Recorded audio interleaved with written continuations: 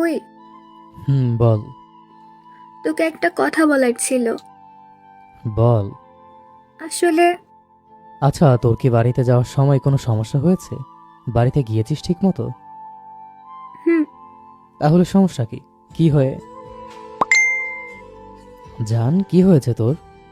মাহির, কি হয়েছে তোর, বল আমাকে। I am sorry Mahir. Sorry? কিন্তু কেন? কি করেছিস তুই যে সরি বলছিস? আমি তোর সাথে আর রিলেশন রাখতে পারবো না মাহির। কি বলছিস পাগলের মতো এইসব? সম্পর্ক রাখতে পারবি না মানে কি? একটু আগে তুই আমার সাথে দেখা করে গেলি, কত সুন্দর মজা করে সময় কাটালাম আমরা, আর তুই বলছিস রিলেশন রাখতে পারবি না? আমার বিয়ে ঠিক হয়ে গেছে মাহির।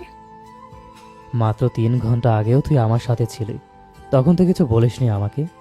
দিব্যি তো ঘোরাঘুরি করলি। তখনকার সুন্দর সময়টা কি এখনকার এই সংবাদ দেওয়ার জন্য?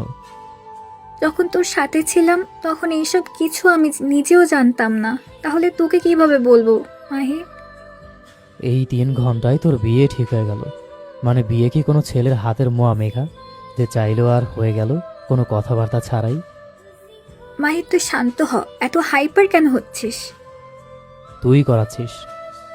আমি নিরুপায় মাহির, আমার কিচ্ছু করার নেই, তুই আমাকে ভুলে যা। এই একদম সিনেমার ডায়লগ দিবি না, এইসব মজা ভালো লাগছে না আমার। আমি তোর সাথে মজা করছি এমন একটা সিরিয়াস বিষয় নিয়ে? তা নয় তো কি? দেখ, এটা মোটেও মজা না। আমি যখন আমার বিয়ের কথা শুনি তখন তোর মতো আমারও মজা বলেই মনে হয়েছে, কিন্তু মজা হলে হয়তো ভালোই হতো, কিন্তু আমার আর কিছু করার নেই। তুই আমাকে ভুলে যা মাহির, ভুলে যা প্লিজ। মেঘা, তোর আর আমার ফ্রেন্ডশিপ 10 বছরের, আমাদের রিলেশনশিপ 3 বছরের, আর তুই কি অনায়াসেই বলছিস তোকে ভুলে যেতে? কিভাবে বলতে পারছিস তুই? আমাদের এই রিলেশনশিপে যাওয়াটাই সবচেয়ে বড় ভুল মাহির। না আমরা একে অপরের প্রতি দুর্বল হতাম, না ভালোবাসতাম, না এত কষ্ট পেতে হতো। সেটা তোর আমাকে প্রপোজ করার আগেই ভাবা উচিত ছিল, যে তুই তোর ফ্যামিলির পছন্দে বিয়ে করবি। এখানে ফ্যামিলি কেন টানছিস? টানার কারণ আছে তাই। কি কারণ?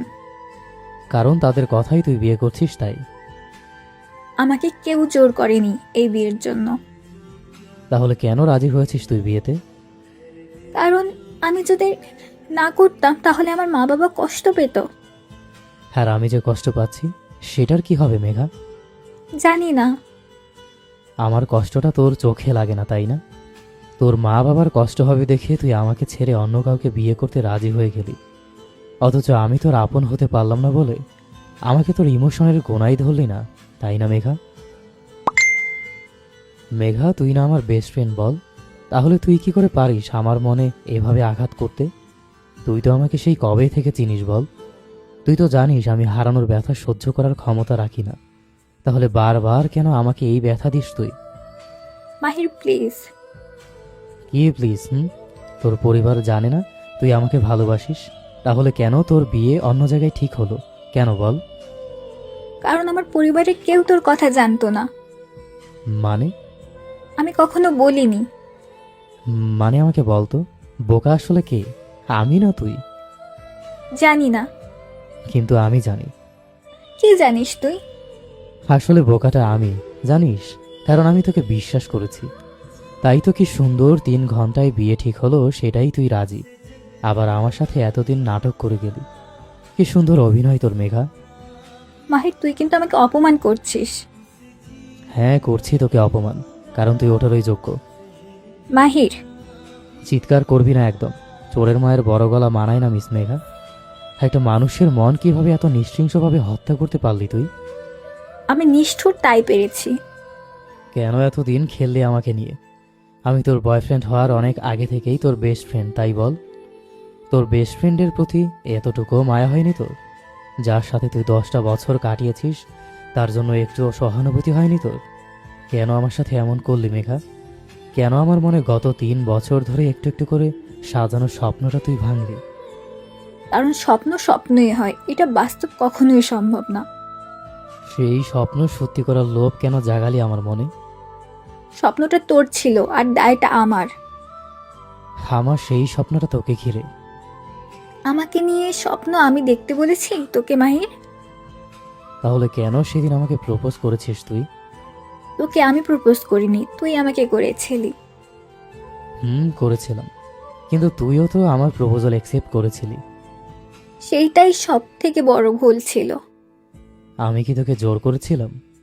আমি রাখছি, ভালো লাগছে না আমার। আমাকে পুরো ঘটনাটা আগে বল। পারবো না। তোকে বলতে হবে। আমি রাখছি। না বলে ফোন রাখলে কিন্তু এর ফল ভালো হবে না মেঘা। কি বলবো তোকে বল। কি হয়েছে এই 3 ঘন্টায়? তোকে কাঁদতে বলিনি, পুরো ঘটনা খুলে বলতে বলেছি। তোর সাথে দেখা করে আসার পর এরপর কি হয়েছে? বাড়িতে অনেক লোকজন ছিল, মা আমাকে তাদের সামনে নিয়ে যায় কিছু না বলেই। তারপর? আমি ভেবেছিলাম হয়তো দেখতে এসেছে, ওরা চলে গেলে মাকে না বলে দেব, কিন্তু ওনারা কি মেঘা?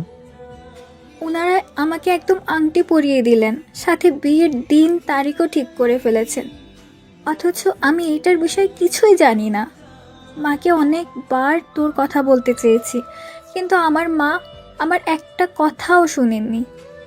বলতে গেলে বলেছে পরে শুনবে, এই পরে শুনবে, পরে শুনবে করে করে একদম সব শেষ হয়ে যাওয়ার পর আমার কাছে এসেছে আমার মা কথা শুনতে। বিয়ে কবে তোর? আগামী মাসে। বিয়ের দাওয়াত পাবো তো আমি? না, কেন? তোর চোখের দিকে তাকালে নিজেকে মাফ করতে পারবো না আমি। তোকে তো নিজের বউয়ের রূপে দেখতে পাবো না কোনোদিন। অন্যের বউ রূপেই দেখে না হয় সন্তুষ্ট থাকি।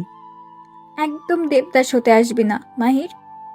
দেবদাস হব না চিন্তা করিস না, আমি হলে একদম লাশ হয়ে যাব।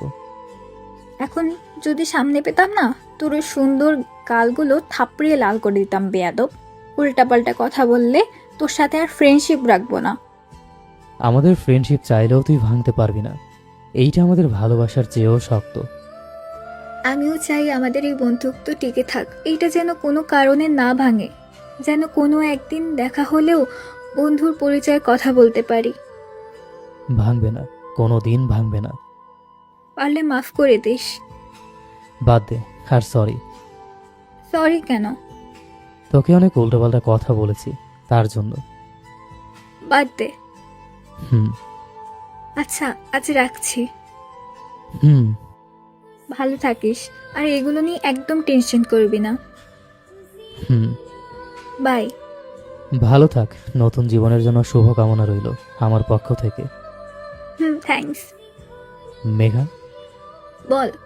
একবার আই লাভ ইউ বলবে? ঠিক আছে, রাখছি। I love you Mahir, love you so much. I love you too জান। রাখছি। ভালো থাকিস। আল্লাহ হাফেজ। আল্লাহ হাফেজ।